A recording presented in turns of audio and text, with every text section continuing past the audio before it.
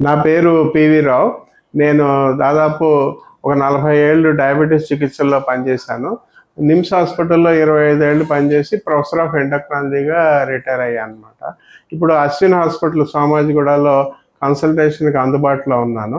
ఇప్పుడు నేను చెప్పేది ఏంటంటే, ఈ ఐకోడెక్ అని చెప్పి, అంటే ఏవిక్లీ దీని పేరు. ఐకోడెక్ అనేటువంటి ఇంజెక్షన్ మార్కెట్లోకి వచ్చింది.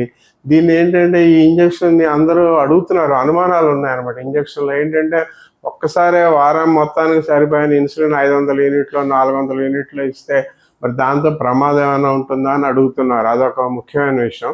అలా ప్రమాదం ఉండేటువంటి అవకాశం ఇన్సులిన్లో లేదు. ఎందుకంటే దాంట్లో ఒక రక్షణ వ్యవస్థ ఉంది.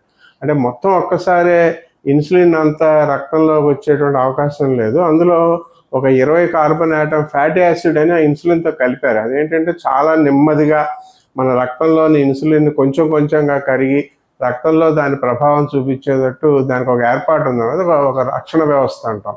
కాబట్టి ఒక్కసారి ఇన్సులిన్ రిలీజ్ అయిపోయి మన రక్తంలో గ్లూకోజ్ అంతా తగ్గిపోయి అది హైపోగ్లైసిమియా వచ్చి మళ్ళీ ప్రాణాంతకం అయ్యేటువంటి అవకాశం అంటే ఏం లేదు. అలాంటి సమస్య ఏం లేదు. తర్వాత రెండో విషయం, చాలామంది అడిగేది ఏంటంటే, అందరూ ఇన్సులిన్ మరి ఇంతకాలం దాదాపు ఇన్సులిన్ ఒక 100 ఏళ్ళగా మనకు తెలిసిన విషయమే. దాన్ని 3 సార్లు 4 సార్లు, కొంతమంది 6 సార్లు 7 సార్లు, అంటే చిన్నపిల్లలు టైప్ 1 డయాబెటీస్ వాళ్ళు ప్రెగ్నెన్సీలోను అలాంటి ఏదైనా కొన్ని అత్యవసర పరిస్థితుల్లో ఇన్సులిన్ 4 సార్లు 5 సార్లు 6 సార్లు ఇక ముందు కాలంలో కూడా ఇవ్వాల్సిన అవసరం ఉంటుంది. కానీ ఇక నెమ్మదిగా ఇన్సులిన్ని రోజుకు ఒకసారో లేదా వారానికి ఒకసారో ఇచ్చేటువంటి రోజులు వస్తున్నాయి. ఇదివరలాగా ప్రతి టైప్ 2 డయాబెటీస్ వాళ్ళకి ఇన్సులిన్ 4 సార్లు 5 సార్లు ఇవ్వాల్సిన అవసరం ఉండదు. ఎందుకంటే రక్తంలో గ్లూకోజు రోజులో, అంటే 24 గంటల్లో 18 గంటల పాటు 70 మిల్లీగ్రాముల నుంచి 180 మిల్లీగ్రాముల మధ్యలో ఉంటే చాలన్నమాట. మిగతా 6 గంటలు అది లేకపోయినా పర్వాలేదు. ఇవాళ కొత్తగా ఈ మన సిజిఎంఎస్ అని అందరూ కొత్త పరికరాలు, నిరంతర నిఘా పరికరాలు అనమాట ఇవి వాడుతున్నారు కదా. ఈ వీటిలో ఏం తెలుస్తుందంటే, ఈ రక్తంలో గ్లూకోజ్ అనేది మీరు ఎంత కష్టపడినా ఎన్ని రకాల చికిత్సలు చేసినా 18 గంటలు మాత్రం దాన్ని మీరు ఒక రేంజ్లో ఉంచుకోవచ్చు, కానీ 24 గంటలు ఒక్కలానే ఉంచుకునేటువంటి అవకాశం లేదు.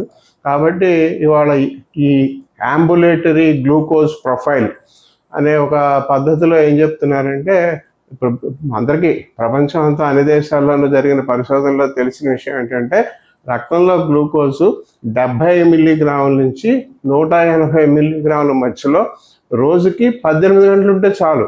మిగతా 6 గంటలు అంత ఉండకపోవచ్చు.